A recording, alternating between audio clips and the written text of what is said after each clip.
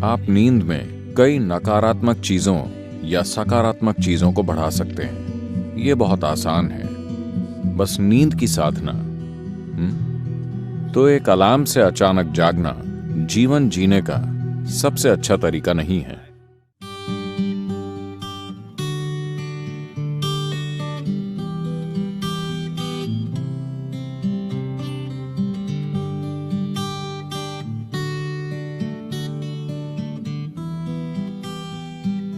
आप में से कितने लोग किसी दिन सुबह उठने के बाद बेवजह बहुत बुरा महसूस करते हैं? बिल्कुल बेवजह।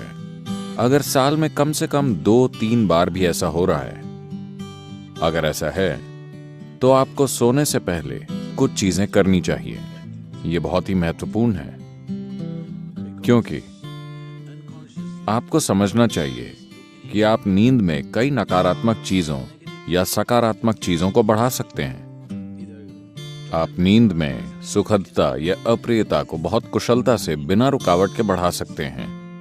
आप दिन में भी उन्हें बढ़ा सकते हैं, पर कई रुकावटें होंगी, वो बहुत कुशलता से नहीं होता। पर अगर आप किसी निश्चित तरह से सोने जाते हैं और सुबह बहुत बुरा महसूस करते हुए उठते हैं, बिल्कुल बेवजह, तो मतलब आप रात में बहुत कुशलता से चीजों को सेते हैं, खराब अंडों को।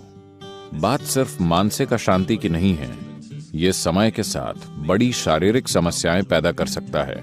ये महत्वपूर्ण है कि आप इन चीजों को अपने जीवन से हटाएं।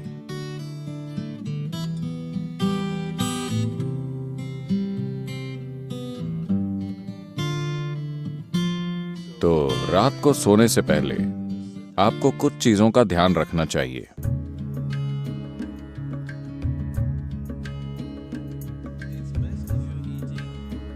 अगर आप मांस और वैसा भोजन करते हैं तो उसे सोने से कम 3 से 4 घंटे पहले खाएं, ताकि पाचन पूरा हो जाए।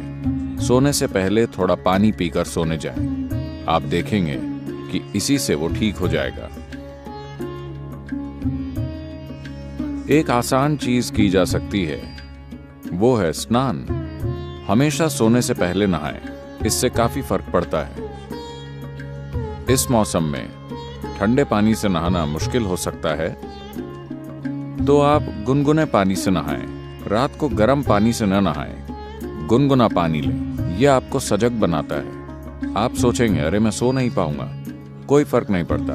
आप 15-20 मिनट या आधे घंटे बाद सोएंगे, मगर नींद बेहतर आएगी, क्योंकि इससे कुछ चीजें हट जाएंगी। जब आप नहाते हैं तब सिर्फ त्वचा की गंदगी नहीं हटती। क्या आपने देखा है, जब आप बहुत तनाव और चिंता में होते हैं तब सिर्फ नहाने से ऐसा लगता है मानो बोझ लगभग उतर गया हो।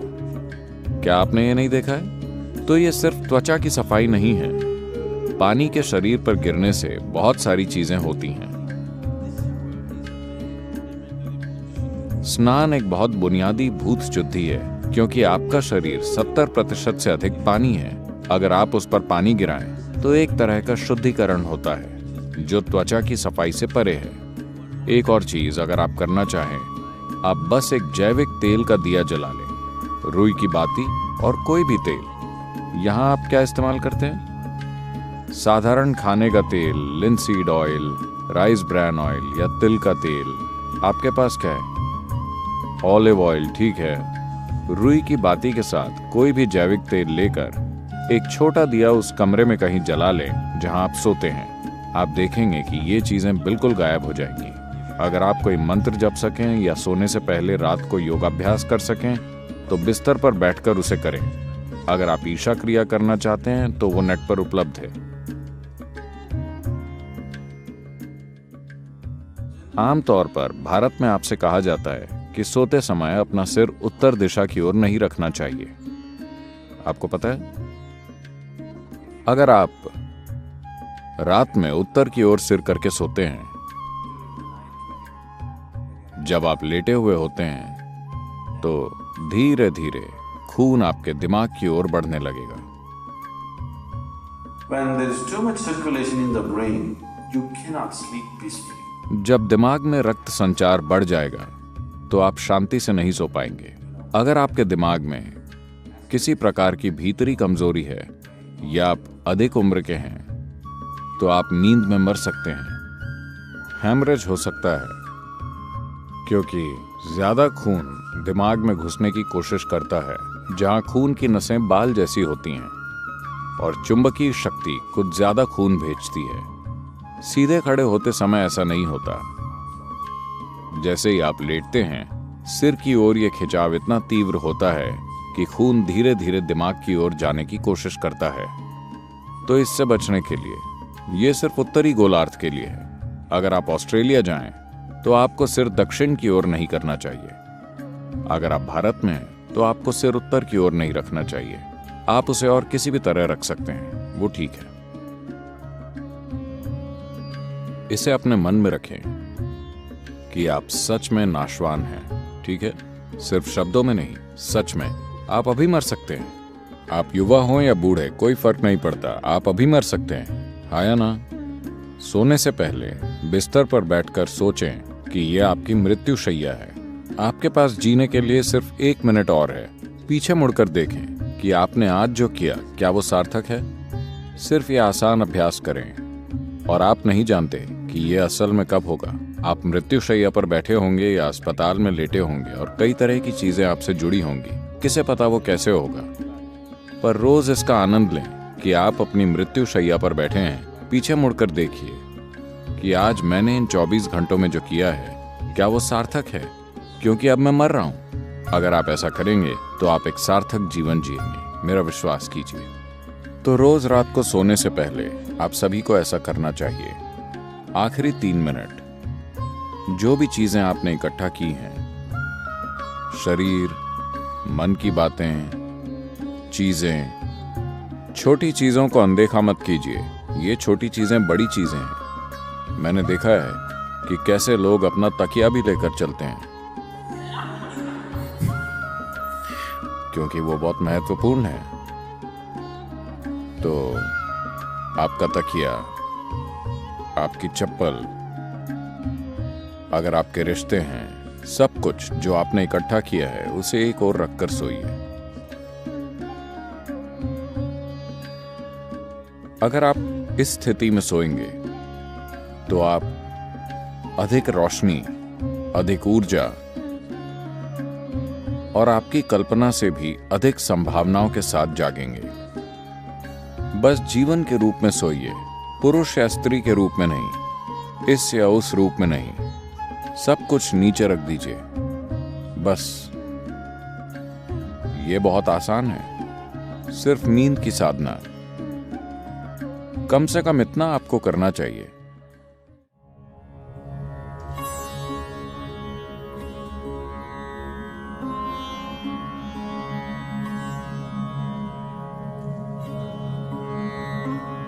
तो आप जैसी ध्वनियों में जागते हैं, वो कई रूपों में आपके दिन की प्रकृति और आपके जीवन का भविष्य तय करेंगी। तो एक अलार्म से अचानक जागना जीवन जीने का सबसे अच्छा तरीका नहीं है। अच्छा होगा कि अगर आपकी नींद, जिस तरह का भोजन आप करते हैं और जिस तरह के विचार और भावनाएं अपने अंदर रखते हैं, और आपने अपने शरीर में जीवंतता का जो स्तर बनाए रखा है, उससे तय होगा कि आपको कितनी नींद की जरूरत है। मान लीजिए आपको 8 या 12 घंटे की नींद की जरूरत है। मैंने गलत संख्या बोल दी।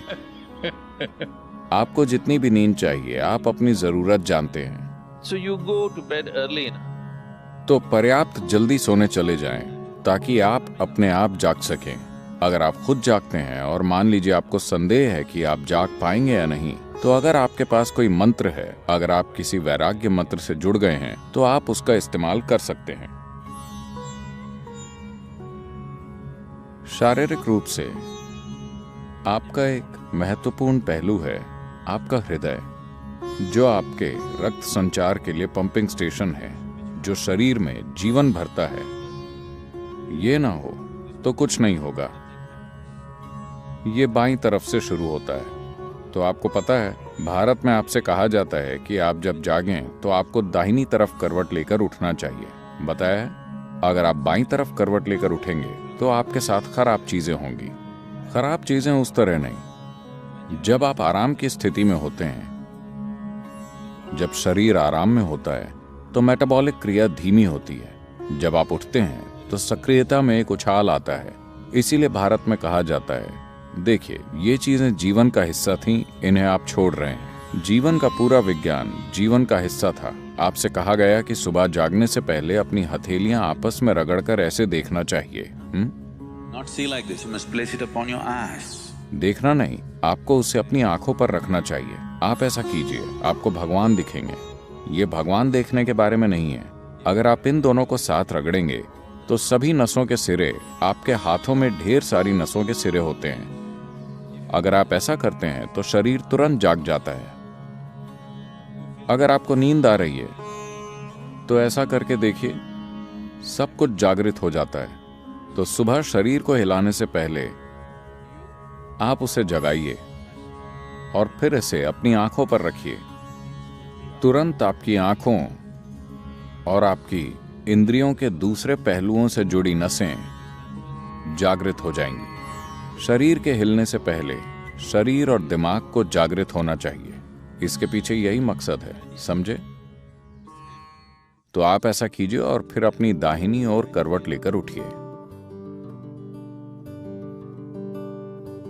आज अगर हम सब सोते हैं तो दुनिया में कल सुबह लगभग 2.5 लाख लोग नहीं जागेंगे प्राकृतिक मृत्यु के कारण। मान लीजिए आप कल सुबह जागे, आपकी गारंटी है? क्या आप गारंटी कार्ड के साथ आए? कोई गारंटी कार्ड नहीं। तो मान लीजिए आप जाग जाते हैं। बस इतना कीजिए, मैं बता रहा हूं, यह आपकी आध्यात्मिक प्रक्रिया का एक सरल पहला कदम है। कल सुबह जब आप जागें तब जांचिए आप वाकई जगे हैं या मर गए। अगर आप जगे हैं तो एक छोटा सा जश्न तो बनता है। आपको उठकर नाचने की जरूरत नहीं है, कम से कम आप मुस्कुरा सकते हैं कि अब भी जीवित हैं। 2.5 लाख लोग मर गए, वो आपकी और मेरी तरह थे। उड़ गए, है ना? कहीं भी देखिए वो नहीं मिलेंगे। यहां मैं अब भी जीवित हूं। एक बड़ी मुस्कुराहट आप देंगे? मैं मैनेज करने की बात कर रहा हूं। अगर 2.5 लाख लोग मर गए तो कम से कम 30 से 50 लाख लोगों ने अपना कोई प्रियजन खो दिया।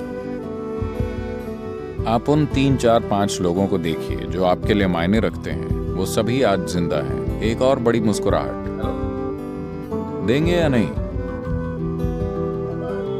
जिंदा। अगर मान लीजिए अभी हम आपके सिर पर बंदूक रख देते हैं, क्या आप राहत महसूस करेंगे? नहीं, आप डर जाएंगे, है ना? तो जीवित होना इतना कीमती है कि नहीं? आपका जीवित होना इतना कीमती है। तो कल सुबह 2.5 लाख लोग रात में मर गए, मगर आप अब भी जीवित हैं। क्या इसके लिए कम से कम एक बड़ी मुस्कुराहट नहीं होनी चाहिए? और सभी लोग जो आपके लिए मायने रखते हैं वो सब आज जीवित हैं। एक और बड़ी मुस्कुराहट।